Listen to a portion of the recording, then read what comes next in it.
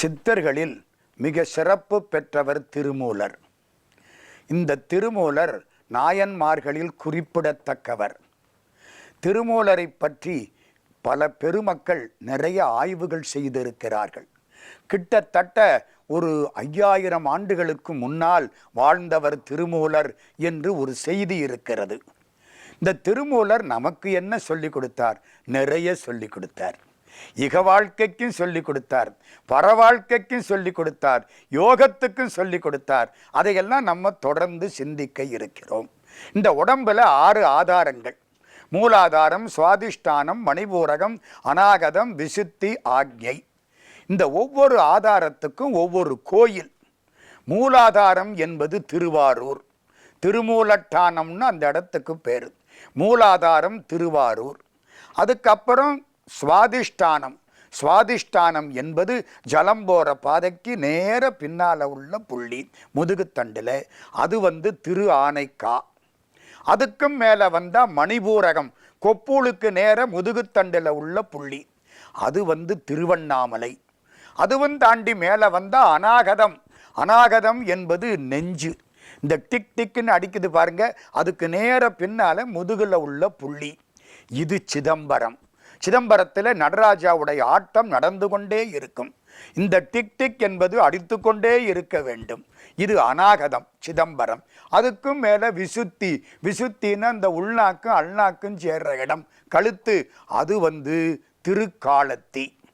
இந்த திருக்காலத்தி தாண்டினா மேலே பூர்வ மத்திய ஸ்தானம், அது ஆக்ஞை. அதுதான் காசி. காசி பூர்வ மத்திய ஸ்தானம். உடம்புல இத்தனை கோயில்கள் இருக்கான். இதுவும் தாண்டி மேலே போனால் உச்சந்தலையில் நெழு நெழுன்னு தெரியும். சின்ன குழந்தை பிறந்த பொழுது தொட்டு பார்த்தீங்கன்னா நெழு நெழுன்னு தெரியும். பிரமரந்திரம்னு அதுக்கு பேர். அந்த இடம் அதுதான் கைலாசம். அதுக்கும் மேலே 12 அங்குலம் போனால் துவாதசாந்த தலம், அதுதான் மதுரை. இவ்வளவு நம்ம உடம்புக்குள்ளே இருக்கான். என்னென்ன இருக்கு?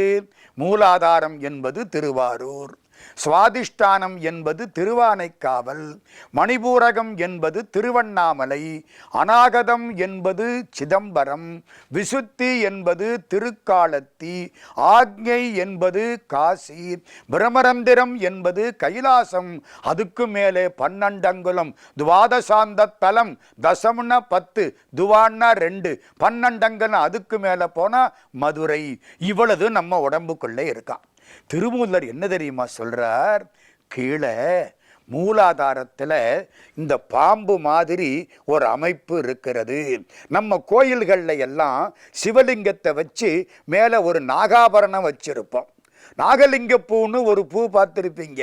அந்த பூ அதே மாதிரி இருக்கும். வெளியில் பாம்பு மாதிரியும் உள்ளுக்க சிவலிங்க மாதிரியும் ஒரு அமைப்பு இருக்கும். அது என்னங்கிறீங்க? இந்த மூலாதாரத்தில் உள்ள ஒரு அமைப்பு. அதில் ஒரு அக்கினி இருக்கான். இந்த மூடி இருக்கிற அக்கினியை அப்படி மேலே திறக்கணுமா? அது எப்படி சார் திறக்கலாம்? பிராணாயாமம் பண்ணினால் திறக்கலாம். இந்த பிராணாயாமம்னா என்ன? அடுத்தாப்புல நம்ம சிந்திக்க இருக்கிறோம். மூச்சு காற்றை ஒழுங்குபடுத்துவது பிராணாயாமம். இப்போதைக்கு அது போதும். நம்ம நிறைய மூச்சை வெளியில் விடுறோம், கொஞ்சம் மூச்சைத்தான் இழுத்துக்கிறோம். 8 அங்குலம் இழுத்து 12 அங்குலம் வெளியில் விடுறோமா? 8 ரூபா சம்பாதிச்சு 12 ரூபா செலவழிச்சா என்ன ஆகும்? 4 ரூபா நஷ்டப்பட்டு கடன் வாங்கணும். ஒரு நாளைக்கு கடன்காரன் மொத்த கடனுக்கு வீட்டை எடுத்துக்கிட்டு போயிடுவேன். அதே மாதிரி 8 அங்குலம் இழுத்து 12 அங்குலம் வெளியில் விட்டோம்னா நமக்கு கடன் 4 அங்குலம். ஒரு நாளைக்கு யமனுங்கிற கடன்காரன் இந்த வீட்டை எடுத்துக்கிட்டு போயிடுவான் உடம்பை. அதனால மூச்சு காற்றை இழுப்பது அதிகமாகவும் விடுவது குறைவாகவும் இருக்க வேண்டும், முறைப்படுத்த வேண்டும், ஒழுங்குபடுத்த வேண்டும். அதுக்கு பிராணாயாமம்னு பேர். அட்டாங்க யோகம்னு ஒன்று வரப்போகுது. அப்போ இந்த பிராணாயாமத்தை பற்றி இன்னும் கொஞ்சம் விரிவாக பார்க்கலாம். பிராணாயாமத்தினால இந்த மூச்சு உள்ளே கும்பகமாக நிறுத்தப்படும். மூச்சை நல்லா இழுத்து 2 மூக்கையும் பிடிச்சிக்கிட்டா அந்த மூச்சு உள்ளுக்கவே கிடக்கும். எவ்வளவு நேரம் பிடிக்கலாம் என்னங்கிறத பின்னால் பார்ப்போம். முடிஞ்ச அளவுக்கு பிடிச்சிக்கலாம். இப்போதைக்கு நான் தான் சொல்ல முடியும். அப்படி பிடிச்சோம்னா என்னாகும்? இந்த மூச்சு காற்று உடம்புக்குள்ளே பரவும்.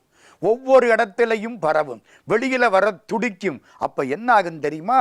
இந்த மூலாதாரத்தில் உள்ள பகுதியே மூச்சு காற்று மேலே வந்து அப்படி அழுத்தின உடனே இந்த பாம்பு தலையை தூக்கினா மூலாதாரத்து அக்னி புறப்படும்.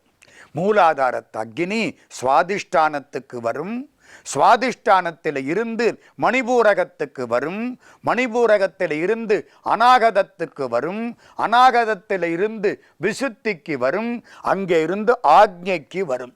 ஆக்ஞைங்கிறது எது? பூர்வ மத்திய ஸ்தானம். இந்த இடத்துக்கு வந்த உடனே மேலே அமுதம் இருக்கிறது. இந்த உடம்புல 3 மண்டலம் இருக்கு. இந்த மணிபூரகம், அதாவது இந்த கொப்புள் இருக்கு பாருங்க, அது வரைக்கும் உள்ள பகுதி கீழ்ப்பகுதி அக்னி மண்டலம். இந்த கொப்புள்ள தொடங்கி இந்த பூர்வ மத்திய ஸ்தானம் வரைக்கும் உள்ள பகுதி சூரிய மண்டலம். இதுக்கு மேலே உள்ள பகுதி சந்திர மண்டலம். இப்போ இந்த அக்னி என்ன ஆயிடுச்சு? மூலாதாரத்திலிருந்து புறப்பட்டு மேலே வந்துருச்சு. மூலாதாரத்தின் 3 கனலை காலால் எழுப்பும் கருத்தறிவித்தேன். அமுத நிலையும் ஆதித்தன் இயக்கமும் குமுத சகாயன் குணத்தையும் கூறி ஔவையார் பாடின விநாயகர் அகவல். மூலாதாரத்து அக்னி புறப்பட்டுதா, மேலே வந்துதா, ஆக்ஞாஸ்தானத்துக்கு வந்துருச்சு. பூர்வ மத்திய ஸ்தானத்துக்கு வந்த உடனே அந்த வெப்பத்தினாலே இந்த மேலே உள்ள சந்திர மண்டலம், இந்த விபூதி பூசுறது, குங்குமம் வைக்கிறது எல்லாம் இந்த சந்திர மண்டலத்துக்கு தான். இந்த சந்திர மண்டலத்திலே உள்ள அமுதம் இந்த வெப்பத்தினாலே உருகி மூலாதாரத்தில் பாயுமா. அப்படி மூலாதாரத்தில் பாஞ்சிட்டா 72,000 நாடிகளில் இது போய் சேருமா. இந்த 72,000 நாடிகளில் அமுதம் சேர்ந்தால் அந்த உடம்புக்கு அழிவே கிடையாதாம். இருந்தேன் இக்காயத்தே எண்ணிலி கோடி ஆண்டுகள் இந்த உடம்புக்குள்ளே இருந்தேன். பல சித்தர்கள், எனக்கு தெரிய சுத்தானந்த பாரதியார் 100 வருஷத்துக்கு மேல் வாழ்ந்தவர். பல பேர் 100 வருஷத்துக்கு மேல் வாழக்கூடிய ஆற்றல் பெற்றவர்கள். பழைய காலத்திலே ராமானுஜர் 120 ஆண்டுகள் வாழ்ந்தவர். மகாத்மா காந்தியடிகள் 120 ஆண்டு வாழலாம் என்று கூறியவர். அந்த அளவுக்கு போகலாம், அதுக்கு மேலேயும் செல்லலாம். திருமூலர் யோகத்தினாலே இதையெல்லாம் நமக்கு காட்டினார். இப்போ 6 ஆதாரம் சொல்லிட்டேன்னா, பூர்வ மத்திய ஸ்தானத்துக்கு போன அக்னி அங்கே இருக்கிறது. அதுக்கப்புறம் மேலே பிரமரந்திரத்துக்கு போகும். அதற்கும் மேலே 12 அங்குலம் தாண்டி மதுரை என்று சொல்லக்கூடிய துவாதசாந்த தலத்திலே இறைவனோடு 2 கலந்து நிம்மதியாக இருக்கும். இதெல்லாம் உடம்புல பண்ணக்கூடிய பயணங்கள். இப்போ இந்த உடம்பு தான் கோயில். கோயில் என்பது படமாடும் கோயில், இந்த உடம்பு என்பது நடமாடும் கோயில். அதான் 2க்கு வித்தியாசம். இந்த கோயிலில் காப்பு கட்டியாச்சுங்கிறாங்க, அந்த கொடிமரத்தில் கொடி ஏறிடுச்சுங்கிறாங்க. அதெல்லாம் என்ன? இந்த முதுகுத்தண்டு இருக்கு பாருங்க, அதுதான் கொடிமரம். அதுக்கு வீணாத்தண்டுன்னு இன்னொரு பேர். சிவபெருமான் நன்றாக வீணை வாசிப்பாருங்கிறாங்க.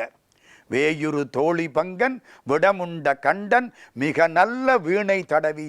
என்ன அர்த்தம்? வீணை வாசிக்கிறது இல்லை, முதுகுத்தண்டில் வரைக்கும் இந்த அக்னியை எழுப்புறாரு பாருங்க, அதுதான் வீணை வாசிக்கிறதுன்னு அர்த்தம். வீணாத்தண்டுன்னா எது? முதுகுத்தண்டு. கோயிலில் கொடிமரத்தில் கொடி ஏறி விட்டதுன்னா மூலாதாரத்து அக்னி கொஞ்சம் கொஞ்சமாக புறப்பட்டு முதுகுத்தண்டு வழியாக மேலே வந்துருச்சுன்னு அர்த்தம். சரி, கோயிலுக்குள்ளே போகிறோம், சாமி கும்பிடுறோம், தீபாராதனை காட்டுறாங்க, பிரசாதம் கொடுக்குறாங்க. அதெல்லாம் உடம்புல உண்டா சார்? ஆமாம் உண்டு. எங்கே உண்டு? இந்த மூலாதாரத்து அக்னி கிளம்பி பூர்வ மத்திய ஸ்தானத்துக்கு போன உடனே அங்கேருந்து அமுதம் பாயுது. அந்த அமுதம்தான் பிரசாதம். பிரசாதம்னா விசேஷமான சாதம். சாதம் சாப்பிட்டு அடுத்த பிறவி உண்டு, பிரசாதம் சாப்பிட்டா அடுத்த பிறவி கிடையாது. அதுக்காக பிரசாதத்தை கண்டவாகில் சாப்பிடக்கூடாது. கொஞ்சம்தான் கொடுப்பாங்க, கொஞ்சம்தான் சாப்பிடலாம். இது உடம்புக்குள்ளே உள்ளது. எது பிரசாதம்? அற்புதமான அமுதம் பிரசாதம். அற்புதமான அமுத தாரைகள் எற்புத்துளை தோறும் ஏற்றினன் மாணிக்கவாசக பெருமான் பேசுகிறார். ஆக இந்த மூலாதாரத்து அக்னி கிளம்பி மேலே வரைக்கும் வந்து உடம்பை அழியாததாக மாற்றுகிறது. இது திருமூலர் சொன்ன பாதையில் ஒரு வழி. இந்த திருமூலர் யாரு என்னங்கிறத அடுத்து நாம் சிந்திக்க இருக்கிறோம். இன்னும் ஒரு விஷயத்தையும் சொல்லணும். இது முழுக்க சித்தர்கள் கண்ட யோகம். இதை புரிந்து கொண்டால் பின்னாலே சித்தர்கள் வாழ்க்கையை பற்றி நாம் சிந்திப்பதற்கு வசதியாக இருக்கும். அட்டாங்க யோகம்னு ஒன்று சொல்றார் திருமூலர். அட்டாங்க யோகம்னா 8 படிகள். யோகம்னா என்ன, போகம்னா என்ன? போகத்துக்கு 2 பேர் வேணும், யோகத்துக்கு ஒரு ஆள் போதும். ஆண்டவனோடு 2 கலப்பது யோகம். போகத்துக்கு 2 பேர் வேணும். ஏக போகமாய் நீயும் நானுமாய் இருகும் வகை பரமசுகம் அதனை அருள் இடைமருதில் ஏகநாயகா லோகநாயகா இமையவர் பெருமாளே என்பது திருவிடமருதூர் திருப்புகழ். அட்டாங்க யோகம்னா என்ன? 8 படி. முதல் படி. இதெல்லாம் நம்ம கட்டாயமாக பின்பற்ற வேண்டியவை. இது இந்த உடம்புக்குள்ளே இருக்கிறதுக்கு உயிர்னு பேர் வச்சான். ஏன் தெரியுமா உயிர்னு பேர் வச்சான்? உய்தி அடைவதற்கு உரியது ஆதலின் அது உயிர் எனப்பட்டது. உய்தினா என்ன? இறைவனை அடைந்து நிம்மதியாக இருப்பது. துன்பமில்லாமல் இன்பமில்லாமல் இரண்டும் அற்ற இடத்தில், இரவு பகலற்ற இடத்தில் நிம்மதியாயிருப்பது. அதுதான் கடைசி நிலை. அதை அடைவதற்கு ஒரு வழி இந்த அட்டாங்க யோகம். 8 படி. முதல் படி இயமம். இயமம்னா என்ன அர்த்தம்? நல்லதை செய், தீயதை செய்யாதே அப்படின்னு நமக்கு சொல்றாங்களா இல்லையா? அதுல இயமம் என்பது தீது அகற்றல், தீமை செய்யாதே. நீ நல்லது செய்கிறியோ இல்லையோ அது வேற விஷயம். அடுத்தவனுக்கு தீங்கு செய்யாதே. முதல் படி தீமை செய்யாதே. அடுத்தவனுக்கு தீங்கு செய்ய நினைத்தால் உன் அளவில் நீ கணிசமாக கெட்டு போயிருக்கிறாய் என்று அர்த்தம். திருவள்ளுவர் சொல்லுவார், தீயவை தீய பயத்தலால் தீயவை தீயினும் அஞ்சப்படும். தீமைக்கு பயப்படணுமா? தீக்கு பயப்படணுமா? தீக்கு கூட பயப்பட வேண்டாம். எவனாவது வந்து அணைச்சிட்டு போயிடுவான். தீமையை வச்சவன் தான் அணைக்கணும். தீ பிடிச்சா பொருள் தான் போகும். தீமை பிடிச்சதுன்னா ஆன்மாவுக்கே கேடு. தீ வச்சதைத்தான் எரிக்கும். தீமை எவன் வச்சானோ முதல்ல அவனை எரிக்கும். இப்போ நான் தீங்கு பண்ணுறேன்னு வச்சுக்கிடுங்க, அப்போ என் அளவில் நான் கணிசமாக கெட்டு போயிட்டேன்னு அர்த்தம். தீமை முதலில் வைத்தவனை எரிக்கும், அப்புறம்தான் வைக்கப்பட்டதை எரிக்கும். அதனால தான் திருவள்ளுவர் தீயவை தீய பயத்தலால் தீயவை தீயினும் அஞ்சப்படும். இயமம்னா என்ன? தீமை செய்யாமல் இருத்தல். சுருக்கமாக சொன்னால் தீது அகற்றல். 2வது படி நியமம். நியமம்னா நல்லதை செய்தல். அது 2வது படி. முடியலையா? பேசாம இரு. முடியுதா? நல்லதை செய். அடுத்தவனுக்கு நன்மையை செய். மற்றவன் வாழ வேண்டுமென்று எப்பொழுது நான் பிரார்த்தனை செய்கிறேனோ, நான் வாழ வேண்டுமென்று உலகமெல்லாம் எனக்காக பிரார்த்தனை செய்யும். இதுதான் வாழ்க்கைக்கு நோக்கம். வளமுடன் வாழ்க, நலமோடு வாழ்க அப்படின்னு நான் வாழ்த்தி கொண்டிருந்தால் உங்களை அறியாமல் நீங்களும் என்னை வாழ்த்தத் தொடங்குவீர்கள். இதை புரிந்து கொண்டால் போதும். 2வது படி என்ன? யமம் நியமம். நியமம் என்பது நல்லதை செய்தல். யமம் நியமம் 3வது படி. யமம் நியமம் ஆதனம். ஆதனம்னா ஆசனம். இந்த ஆசனத்தை பற்றி நிறைய யோகாசனம் இன்னைக்கு இந்தியா பூரா பரவி நிற்கிது. யோகாசனம் பண்ணினால் உடம்புக்கும் நல்லது, ஆன்மாவுக்கும் நல்லது. ஒரு சின்ன எடுத்துக்காட்டு சொல்லவா? இந்த காலை மடக்கி பத்மாசனம்னு ஒன்று போடுவாங்க. அதெல்லாம் கால் ஒழுங்காக இருந்தால் தான் போட வரும். நான் அந்த காலத்தில் நிறைய போட்டேன். இப்போ போட்டால் எடுக்கிறதுக்கு ஒரு ஆள் எனக்கு துணைக்க வேண்டி இருக்கு. காலம் அப்படி ஆகிப்போச்சு. முறையாக போடணும். பத்மாசனம் போட்டு உட்கார்ந்தீங்கன்னா 50 மணி நேரத்துக்கு கூட நிம்மதியாக உட்காரலாம். கால் வலிக்காது, அங்கே பிடிக்காது, இங்கே பிடிக்காது, ஒழுங்காக இருக்கும். ஒவ்வொரு ஆசனத்துக்கும் பலன் உண்டு. ஆசனத்தின் மூலம் உடம்பை ஒழுங்குபடுத்தி மூச்சு காற்றை ஒழுங்குபடுத்தலாம். இது 3வது படி ஆசனம். யமம் நியமம் ஆதனம், அதுதான் ஆசனம். 4வது படி பிராணாயாமம். அதுதான் ரொம்ப முக்கியம். பிராணாயாமம்னா என்ன? நம்ம மூச்சை இழுக்கிறோம், வெளியில் விடுறோம். இந்த 2 மூக்கு வழியாகவும் மூச்சு போகும் வரும். வலது மூக்கில் மூச்சு ஓடினா அதுக்கு பேர் தெரியுமா? சூரியகலைன்னு பேர்.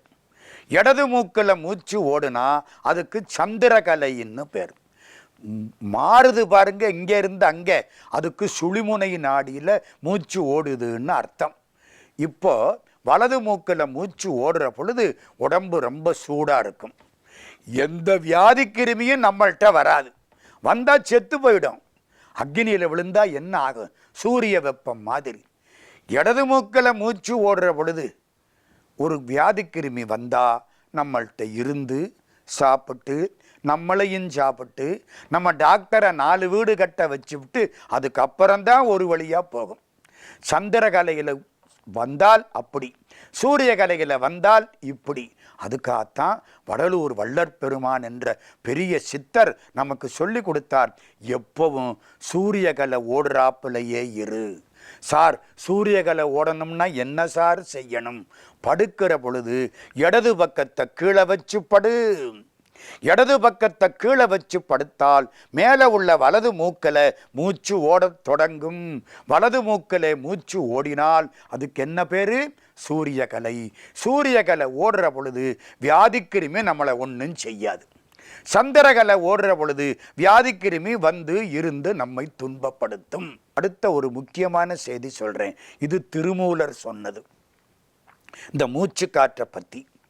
வலது மூக்கில் மூச்சு ஓடுற பொழுது, அப்பாவுக்கு வலது மூக்கில் மூச்சு ஓடுற பொழுது குழந்தை உற்பத்தி ஆகுமானால் அது ஆண் குழந்தை. இது யாரு சொல்றா? திருமூலர் திருமந்திரத்தில் சொல்றார். 10ஆம் திருமுறை கோயிலில் வச்சு வழிபாடு பண்ணக்கூடிய ஒரு நூல் எப்படி வாழ வேண்டும் என்று நமக்கு வழிகாட்டுகிறது. அதான் சித்தர்களுக்கு பெருமை. பக்தர்கள் தங்கள் வழியை பார்த்து கொண்டு போய்விடுவார்கள். சித்தர்கள் உலகத்தை வாழ்விப்பதற்காக இங்கே இருந்து பல ரகசியங்களை நமக்கு சொல்லிக் கொடுப்பார்கள். இப்போ ஒரு பெரிய ரகசியம் சொல்ல போறேன். அப்பாவுக்கு வலது மூக்கில் மூச்சு ஓடுற பொழுது குழந்தை உற்பத்தி ஆனால் ஆண் குழந்தை. அப்பாவுக்கு இடது மூக்கில் மூச்சு ஓடுற பொழுது குழந்தை உற்பத்தி ஆகுமானால் பெண் குழந்தை. குளவியும் ஆணாம் வளர்த்ததுவாகில், குளவியும் பெண்ணாம் இடத்ததுவாகில், குளவி இரண்டாம் அபானன் எதிர்க்கிலேன்.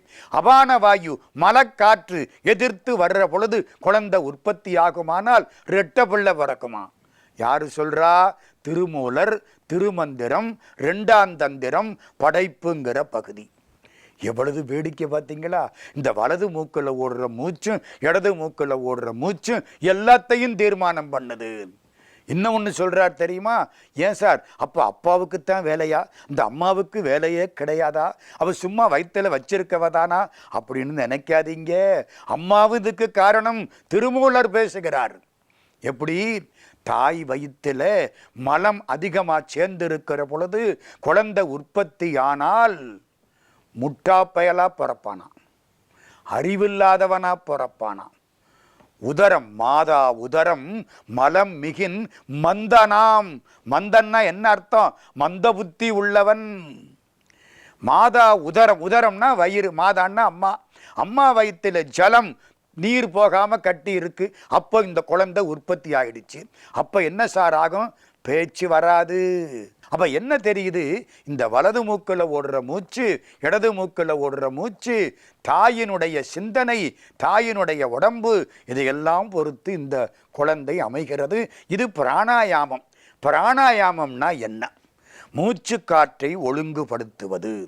இப்போ நான் ஒரு சின்ன எடுத்துக்காட்டு சொல்கிறேன். என் வலது மூக்கில் மூச்சு ஓடுது. சுருக்கமாக சொல்ல போனால் வலது மூக்கை மூடிக்கிட்டு இடது மூக்கு வழியாக மூச்சை இழுக்கிறது. அப்புறம் 2 மூக்கையும் மூடிக்கிறது. அப்புறம் இடது மூக்கை மூடிக்கிட்டு வலது மூக்கு வழியாக மூச்சை மெதுவாக விடுறது. இது முதல் படி. திரும்ப சொல்கிறேன். முதல்ல என்ன செய்கிறேன்? வலது மூக்கை மூடிக்கிறேன், இடது மூக்கு வழியாக இழுக்கிறேன். இழுத்து உள்ளே வச்சு 2 மூக்கையும் மூடிக்கிறேன். எவ்வளவு நேரம் முடியுதோ அவ்வளவுக்கு உள்ள வைக்கிறேன். அப்புறம் இடது மூக்கை மூடி வலது மூக்கு வழியாக வெளியில் லேசாக விடுறேன், மெதுவாக விடுறேன். இந்த இழுக்கிறேன் பாருங்க, இதுக்கு பூரகம்னு பேர். உள்ள வைக்கிறேன் பாருங்க, அதுக்கு கும்பகம்னு பேர். வெளியில விடுறதுக்கு ரேசகம்னு பேர். இந்த மூச்சு காற்றை ஒழுங்குபடுத்தினால் அதுக்கு பிராணாயாமம் என்று பெயர். இந்த பிராணாயாமத்தினாலே அக்னியை மேலே எழுப்பலாம், மூலாதாரத்து அக்னியை மேலே எழுப்பலாம். இது திருமூலர் சொல்லி கொடுத்த அட்டாங்க யோகத்தில் 4வது படி பிராணாயாமம். 5வது படியை பின்பு தொடருவோம்.